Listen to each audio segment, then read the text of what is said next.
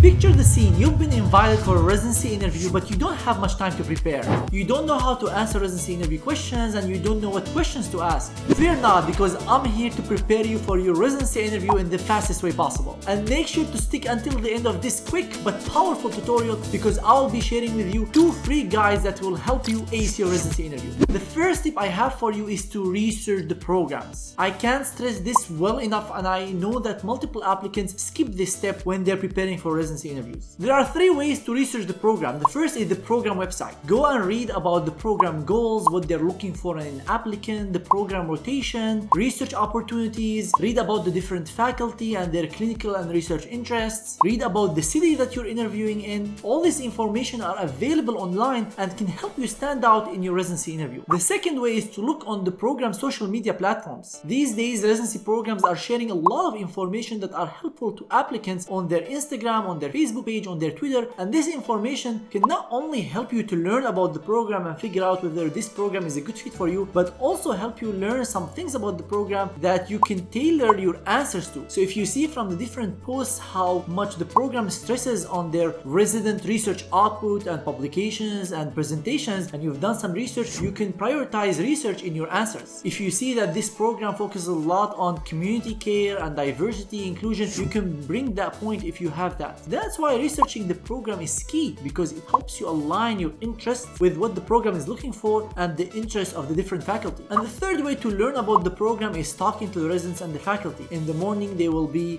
usually a session where they tell you about the program. Make sure you pay attention to that and don't ask questions that were answered during that session. Usually also the day before, you talk to the residents in person or virtually, where they can answer questions about the program and about the city. Sometimes you might have certain connections to certain residents or certain faculty, so you can talk to them about the program, learn about the program, and mention that during your interview. The second tip I have for you is to prepare your answers in bullet point style. In my opinion, it's a terrible idea to go to residency interviews unprepared and try to find an answer on the spot. It's highly recommended that you prepare as many residency interview questions as possible. But the way to prepare for these answers is to try to draft certain bullet points to certain questions. Let's say you were asked, why are you interested in internal medicine? I see some people who start with one idea, they go to another, then they go to the first one, and then the third one, and the answer is very confusing. If you prepare your answer in a bullet point when you're preparing beforehand, let's say you want to talk about 3 points that got you interested in internal medicine. Let's say teamwork, continuity of care, and the intellectual curiosity, and how you always get challenged with different presentations. Let's say these are the 3 things that you want to talk about, and then you start expanding on that. You start bringing stories to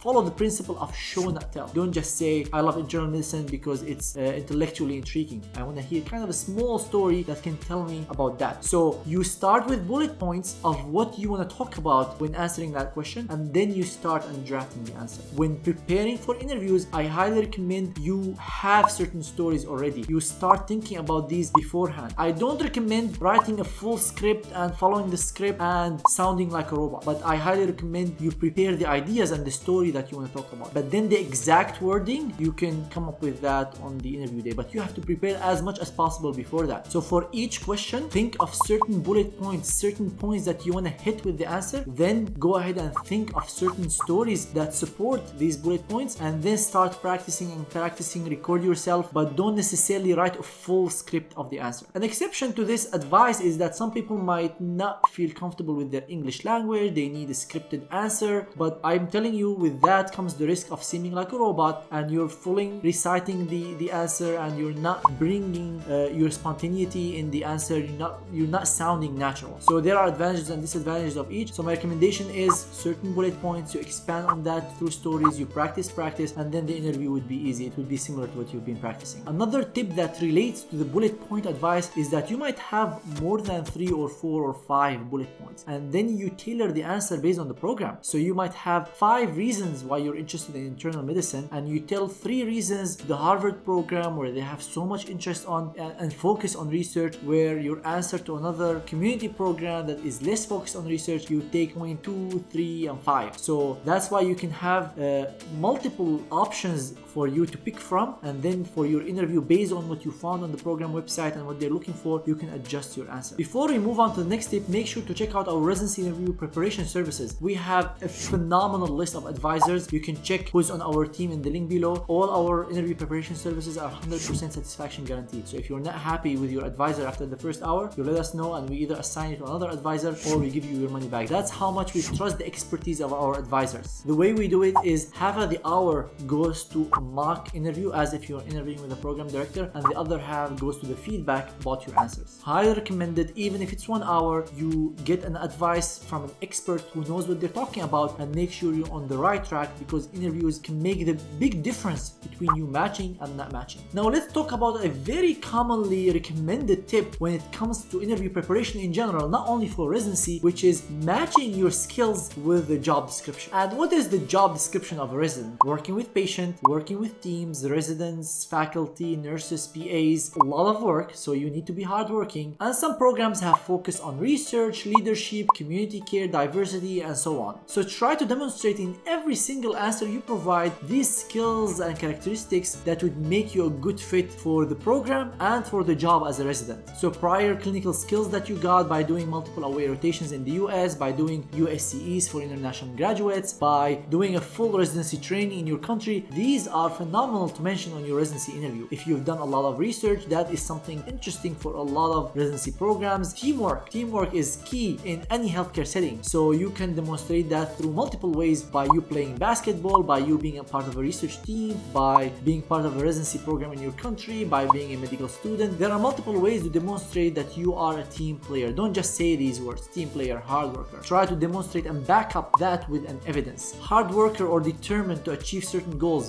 very important, but always try to support these claims with certain evidence, because that what will make people believe that you own and possess these characteristics. The next step is to master the answer to tell me about yourself. This is probably the question that you'll be asked at the beginning of every single interview. So you'll be most stressed at the beginning of your interview. So if you prepare for that question well and you ace it, that will set a phenomenal tone for the rest of your interview. And it's also your opportunity to shine. It's also your opportunity to tell people things about you that they might not ask you about in the rest of the interview. So the program director or the person interviewing you might miss that you've been the leader of your university interest group, or you've won the Nobel Prize, or you've won that amazing research project. You know, CVs are long and sometimes things get missed. So this is your opportunity to tell the person interviewing you in 1 minute, 1 minute and a half about you. So you need to mention highlights, stories that keeps it interesting and keep people engaged with you. So the way I recommend answering the tell me about yourself is to start with a small background, small fun fact about your upbringing, about your family, about the city that you grew up in. But that has to be brief, and we need to move on to the professional part. What has been your medical journey like? Where did you do your medical school? If you're an international graduate, why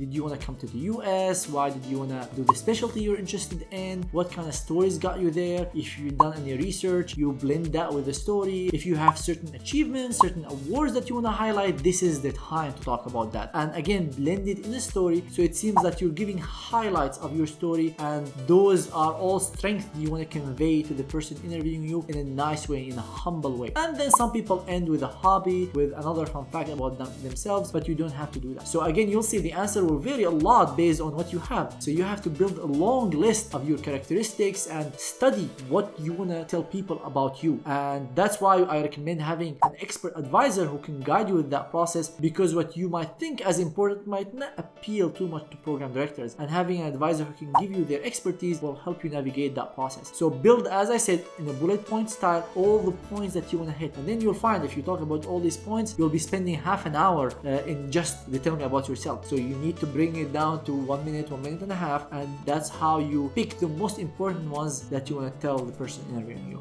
So now I'll give you a sample example of how you can answer the tell me about yourself. My name is Malki Assad. I'm originally from Damascus, and a fun fact about my city is that it's the oldest inhabited capital in the world. So much history, so much culture, so much diversity of different ethnicities that played a role in shaping my personality. From a young age, I was interested in medicine, and I pursued medical school at the University of Damascus. When I started my clinical rotations in my 4th year, I knew that internal medicine was my calling. I loved the interactions between the different teams, how you take care of patients. since the moment they get into the hospital until they get discharged, and even afterwards when you see them in clinic. On the floor, I got exposed to diversity of pathologies, from simple diseases like pneumonia to more complex immunological disorders, and that intellectual curiosity trying to solve the puzzle, discuss with different teams, reading books was inspiring to me. But due to the limited resources in Syria, I wanted to pursue residency in the United States because of the much more advanced and complex healthcare system, the research opportunities, and the ability to make a difference in the field. However, due to financial reasons, I was not able to travel to the US, so I had to pursue residency in Syria and work on the side as a video editor to save enough money to be able to afford the trip to the US. It was a lot of long hours, a lot of hard work, but I never gave up, and I finally was able to come to the US. I did one research year at the Mayo Clinic because I'm very interested in research and improving patient outcomes through evidence-based medicine, and I loved my time at the Mayo Clinic. I worked with phenomenal researchers. I learned a lot. Now I'm able to take a research project from idea to publication, manage a research team, and I definitely see research to play a big part in my future career. Now I'm embarking on the next step in my life, which is pursuing residency in the US, and I'm really grateful for interviewing at your program. So you can see from this sample answer how the applicants start by talking about their background, gave a fun fact about themselves. They mentioned how they're hard workers and how they have amazing clinical experience by the fact that they had to work 2 jobs, they had to do a full residency and save money to be able to afford coming to the US. You also notice how briefly they talked about why they got interested in the US from real examples from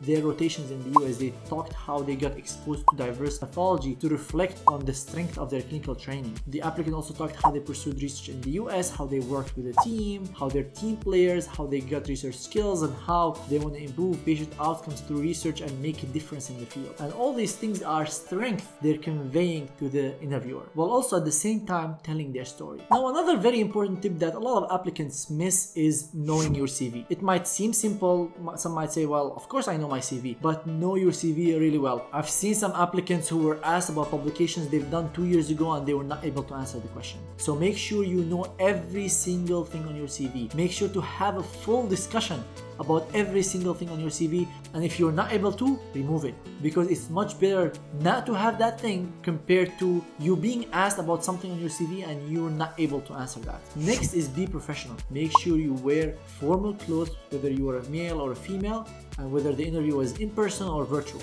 from head to toe. Be professional in the way you talk to applicants, the coordinators, to the interviewers. Don't think that your interview is only with the people you interview. Your interview is also with the applicants and with the program coordinator. If you say something bad or you were not nice to the program coordinator, trust me, the program director will know. If you act in a weird way with the other applicants, the residents will hear about that, and the program director and the selection committee will know about that. So make sure that you're super nice to everyone, that you're professional in the way you talk, in the way you dress, in every way possible. And finally, prepare a few questions to ask the interviewer at the end of your interview, because in most situations you'll be asked at the end, do you have any questions for me? So make sure that the questions you ask actually help you answer questions about the program. Don't ask questions that are already answered during the morning session or answered on the website, or don't ask the program director things that the residents can answer for you. So don't ask the program director something like, oh, how much do the residents work, or give me like recommendation for food. I think these questions might be better fit for the residents compared to the program director. Also, one thing that applicants might miss is that these questions might reflect certain strength. So if you ask about